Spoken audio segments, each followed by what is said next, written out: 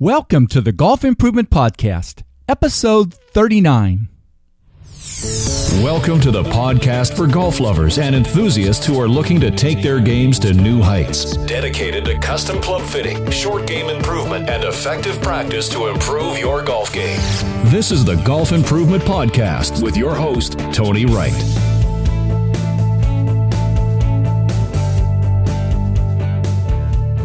Hello, this is Tony Wright from Game Improvement Golf in Oak Ridge, Tennessee, with the Golf Improvement Podcast, dedicated to bringing you useful information on custom club fitting, short game improvement, and effective practice techniques to take your game to new heights. Well, this is going to be a very busy week. In addition to completing some club building and club fitting work that I'm going to do, I'm preparing for my presentation for the Golf Science Lab Motor Learning Virtual Summit. I talked about this in my most recent blog post. I'm really excited to be one of the presenters at this online summit with people like Dr. Brett McCabe and Adam Young, who I've been fortunate to interview in this podcast.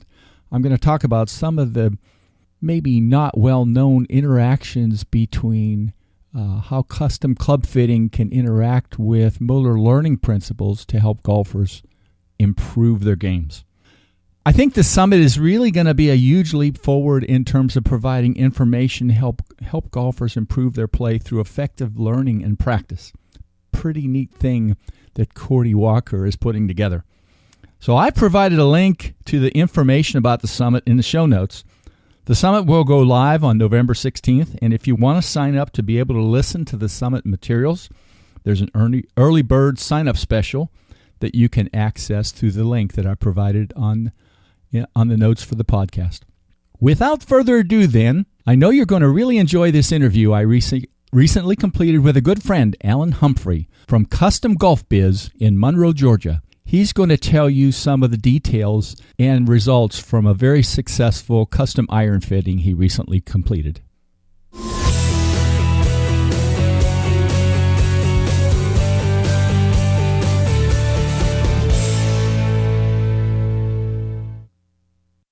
Hello, this is Tony Wright with the Golf Improvement Podcast. My guest today is a good friend, Alan Humphrey, who is the custom club fitter and club builder for Custom Golf Biz in Monroe, Georgia. I think Alan and I met, must have been 7 or 8 years ago, the first Association of Golf Club Fitting Professionals meeting I went to. We've been good friends ever since.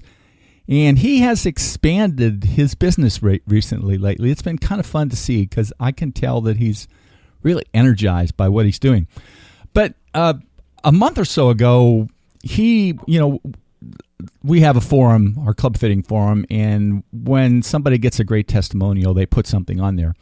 And Alan put these words on the forum, and this is a lot what we're going to talk about today. And it was from a guy named Brad, who actually has developed Alan's website. And Brad said, "I keep wondering if this is a dream or if I'm going to wake up disappointed at some point. I thought the claims by your other clients of dropping 5 to 8 shots per round were exaggerations or just plain BS. There are a lot of those claims in the game that, and as no one can drop shots that easy. Well, guess what? They were right and I was wrong. I haven't experienced this kind of control and consistency since I was a 4 handicap in college. Every time I pull out one of your custom clubs, I know it's going to work. It's amazing." So when Alan wrote that, I thought, well, I'll ask him to talk about it. And I know he's prepared a lot for doing this, and so it's kind of exciting to get to do this with you, Alan. So there's my long introduction, but welcome to you today. Hey, good morning, Tony. It's good to speak with you. Yeah. Well, as I said early, you and I have been to a lot of the AGCP roundtables, and we've talked a lot, but talk a little bit about your story in becoming a custom club fitter, but also in particular how in the last year or so you've expanded your fitting efforts. Well, I got interested in golf club building over 20 years ago up in New Jersey. I was playing with one of our sales engineers, and I looked at his clubs, and I said, "Wow, Don, where did you get these?" He said, "Well, I built them myself." And I went, "Whoa." So that led me to Golfsmith, and I started doing investigating what they were doing. They had been previously located in Plainfield, New Jersey, and had moved to Austin. And so through the process of working through a lot of Carl Paul's literature, I started to accumulate all the equipment you need to start being able to build your own golf clubs. Yeah. This actually started in 1995. I was up in North Carolina, and I started to build for myself and family members and people like that. So that's how I got started, but I really didn't get into it in depth until I got back into Georgia in 2000. I was able to locate Dana Upshaw down in Warner Robins. Yeah. And through the process of a number of visits to his shop, his tutoring, and a couple of visits that he made up here to Monroe, we established a great working relationship, and he really has mentored me most of the way. In addition to Brian Morrissey, who I've met recently up in Canada, one of our AGCP members. Yeah. I've really been able to gather a lot of information I didn't previously have. And you also, I guess, the fitting we talked about, you talked a little bit about Aerotech shafts and stuff, that you do a lot of things with them. So you've kind of really gotten into that a little bit too with that particular shaft, right? Yeah, I have. About 3 or 4 years ago, I met Chris Hillary at a few of the AGCP roundtables. And a couple of years ago, I built myself a set of Wishon heads and irons. And I was amazed that I was able to regain distance with them because, as we know, I'm a little older than you. And so not that much. Distance is always a challenge. So through that work, I started to investigate and do a lot of work with steel fiber to the point that earlier this year, I was able to get a contract with Mizuno for a fitting cart. And through that process, I've added many, many steel fiber shafts to my Mizuno fitting cart, which has really expanded my business in that direction. Since my testing, and I have a tester, Danny Cook, we do a lot of shaft testing. And through all that testing, we really determined that in many, many cases, the steel fiber shafts outperform most of the steels, at least for the everyday Joe golfer who is always looking for improved distance. Yeah, they are great. And as we both know, too, Chris has been such a great supporter of custom club fitters. So he's been kind of with there from at least the first times I think you and I have gone to the AGCP meetings. It's kind of neat. Yeah, they are very, very supportive. Chris Jorgensen is the chief shaft fitter, and I communicate with CJ quite a bit. He's been very, very helpful. Well, Alan, I mentioned this, the testimonial and their feedback you got. Now, this fella Brad was, as I said, he's a developer of your website. Why don't you talk about then how this fitting with him got started and how you progressed through that? Well, Brad contacted me about a year ago through the Wishon referral system on the website, and we talked a little bit about where he was in his golf game. At the time, he was having elbow problems, so we decided to defer getting together. But we did get together earlier this year, and Brad presented himself with a set of Mizuno irons with dynamic gold F300 shafts in them. Frankly, he couldn't hit them out of their shadow. Yeah. So we went through the process of determining what they were. I did a complete set measurement to determine what they were, but through a process of several sessions, we basically reduced the shaft weight from 125 grams to 110, down to 95, down to 80, and we found Brad to be very weight sensitive. Yeah.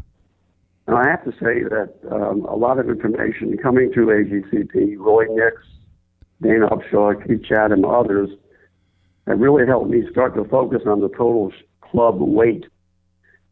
So we finally worked through a fitting process, and Brad ended up in steel fiber 85-gram shafts, his distance has increased significantly, but more importantly, he hits the ball dead straight now. He's very, very pleased with the results he's got so far. So for us, it was really a matter of getting to the right total weight at the club that helps him reduce his tempo and smooth out his tempo. And that has helped him put on a lot of repeatable swings, which is one of the keys, as you know, to playing better. Yeah. Now, and you did, I guess you mentioned this a little earlier, but, Aerotex have a lot of weight variation. Yeah, I can go from like 70 grams all the way up to 125 grams, right? And I think that's one of the big things that that's really helped you with what you're doing with them. No, it really has. And speaking with CJ, Chris Jorgensen, I kind of started to follow the Matt Kuchar example. And when Matt switched from steel into steel fiber, he was playing 125 grams shafts. His initial steel fibers were 125, then he moved to 110s. And he's currently, and has for the last 5-6 years, played 95 gram steel fiber shafts. And as it turns out, Brent Snedeker plays 95 gram steel fiber shafts. Ted Couples plays 110. So I found that the weight variation from 75 grams to 125 grams it gives you a great platform to look at all variations. And to a lot of the work that I did in assembling the 25 steel fibers I have in the Mizuno cart, and also in some Lachon heads, it was pretty easy to see how the weight variation affected a lot of people's swings. Yeah, you're getting his path and his face in the same place, and then boom, right? I mean, that's the key, I think, isn't it? For very much so. Yeah. I think, yes. I just talk in terms of we're after incremental improvement. Yeah. You want center face impacts, straighter, and if possible, longer. Yeah. And so once I phrase the fitting in that way, people are not looking for magnanimous improvements, but we are getting incremental improvements, and that's what we're looking for. Yeah. Now, one of the things I think a lot of people don't realize, and the fitting part is, I mean, there's a lot of art to it, but science. But then you find the right club, and then you build them. Which the building part, it's a little tedious sometimes to spend the time doing it, but to get everything in the right specs is really important. Talk about your building process then after you went through and did this fitting with Brad and found something that was really right for him. Well, one of the things I do initially, Tony, is I measure exactly what they're hitting to understand where the hidden problems might be. But my building process is really taken from a lot of the AGCP masters. I weigh all the heads, I weigh all the shafts, I weigh all the grips, and I start through the process of determining where my stiffness needs to be. Yeah. And using split grips and split ferrules and things of that nature, I get to a process of I usually build the 6-iron first. At least that's where I start in the set. And I go and I build a demo 6-iron. And in many cases, I build the demo 6-iron as part of the set. And I'll give that to the client to hit and make sure we get it nailed. But I've learned so much from Dana Upshaw, from Keith Chatham, Brian Morrissey, Roy Nix. I've kind of added all that stuff into my process and go through it in that fashion. I would say that the Mizunos, with their taper tip construction, offer a little bit of a challenge. And so you have to make a decision when working with Mizunos whether you decide to ream the taper heads, or in some cases, I've actually beveled a taper into a parallel shaft. But you've been able to make that work with it in most of the cases, I guess, from your experience. I've built probably a half a dozen sets that way. I checked out got an okay from Aerotech to do that little beveling, and the wall thicknesses in their tips are significant, and so it really has not proved to be any kind of an issue. And they gave full approval to do it. Yeah.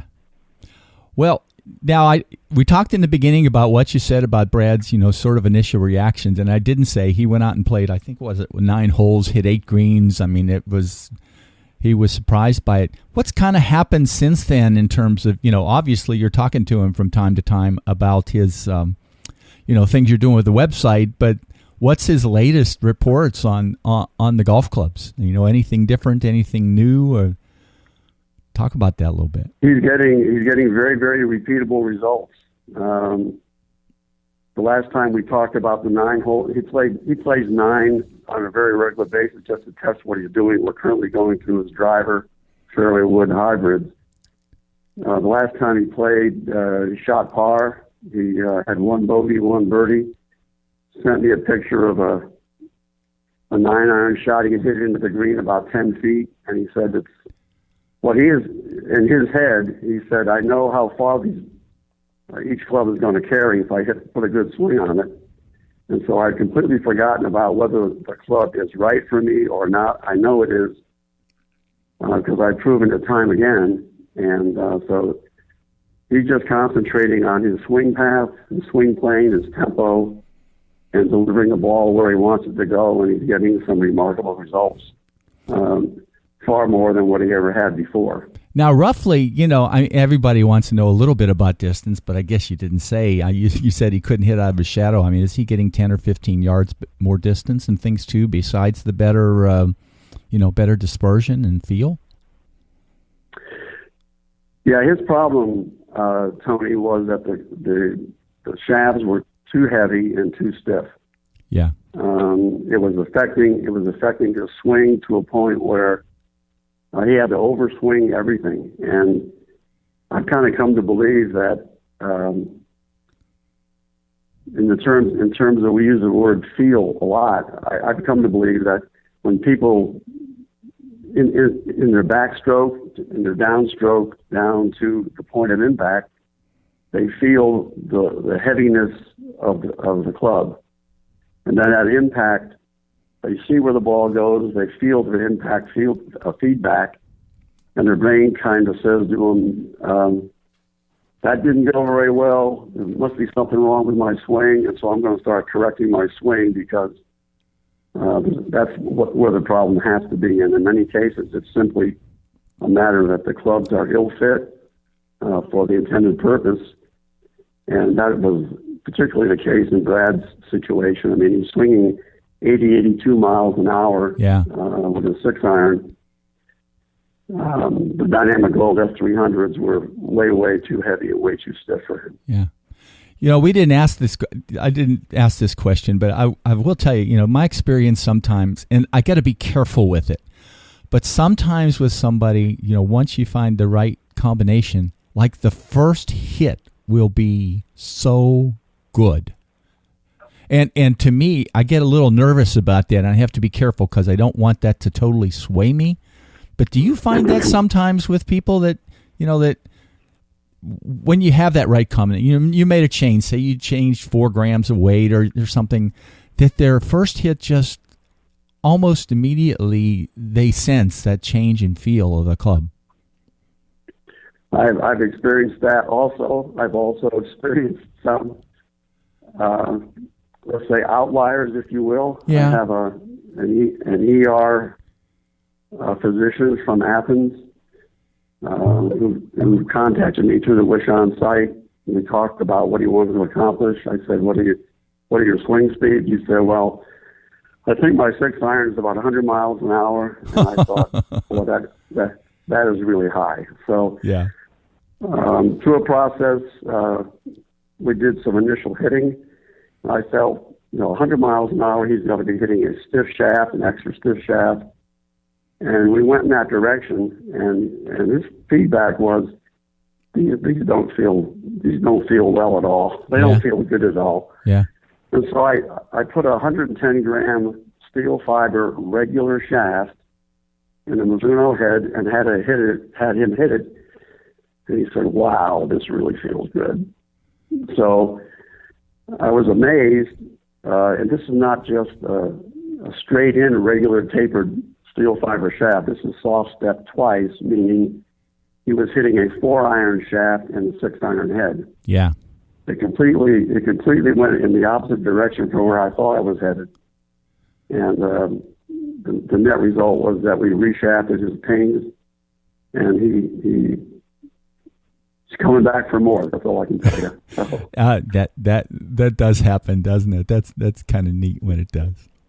Well, Alan, this has been great today. Now, let's kind of go, I always like to call it kind of the final word. And, any other things you want to add, but other things you want to say to listeners about the value of custom fitting for their games. And, you talked a little bit about feel, but it's over to you. So there you go. Well, Tony, I think that in summary, what I would say is that as one young guy at Monroe Golf and Country Club here said to me, "Well, doesn't everybody hit dynamic gold S300?" And I said, "Absolutely not. We need to take a look at what you're working with." But I look at the golf club mass-produced industry very much like ladies' clothes. There's got to be something new occasionally, but one size does not fit all.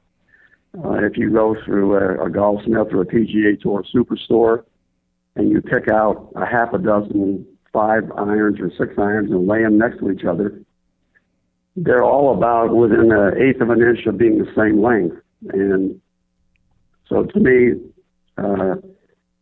we're all different. We're different physically. We're different in our ability to swing a golf club. We're different in age. We're different in flexibility. And all those factors impact on our ability to get the club head to the ball and hit it straight as far as we want to hit it. So if you haven't had a comparative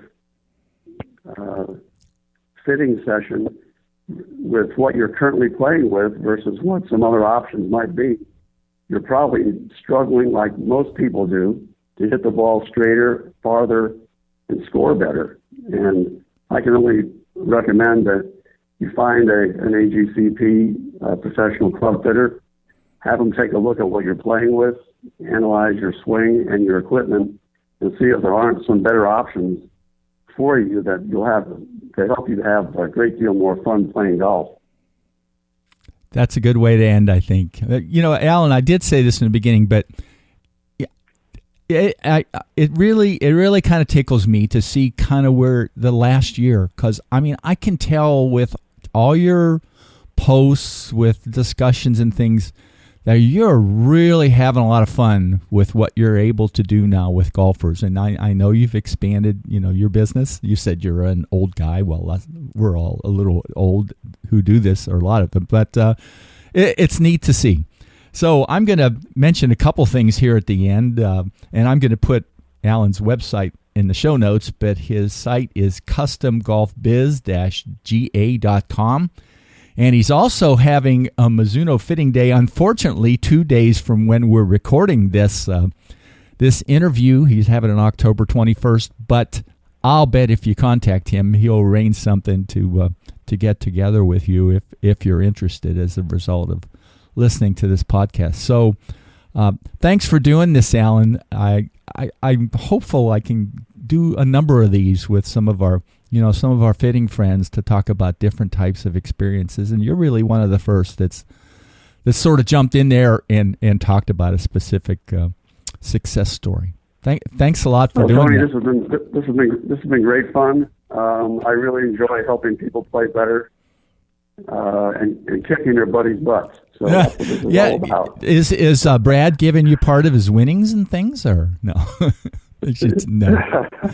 Yeah. Right. Thanks very much, Tony. I appreciate it. Yeah, and we'll see you in a few weeks, I guess, down in Columbus. So. Yeah, I hope to be there on Saturday. Okay, very good. Thanks, Alan. Taking your game to new heights. www.gameimprovementgolf.com.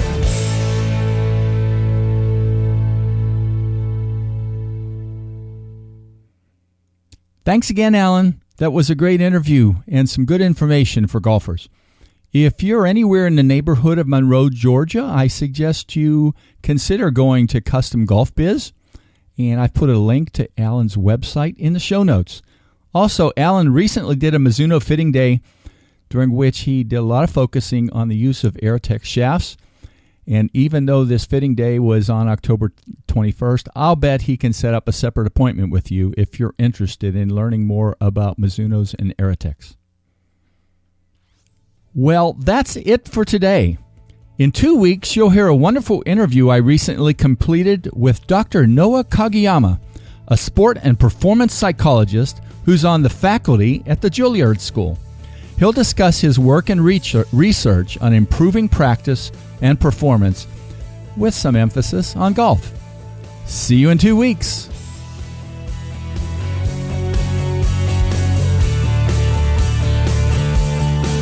Game Improvement Golf, your source of information and inspiration to become an exceptional golfer now. www.gameimprovementgolf.com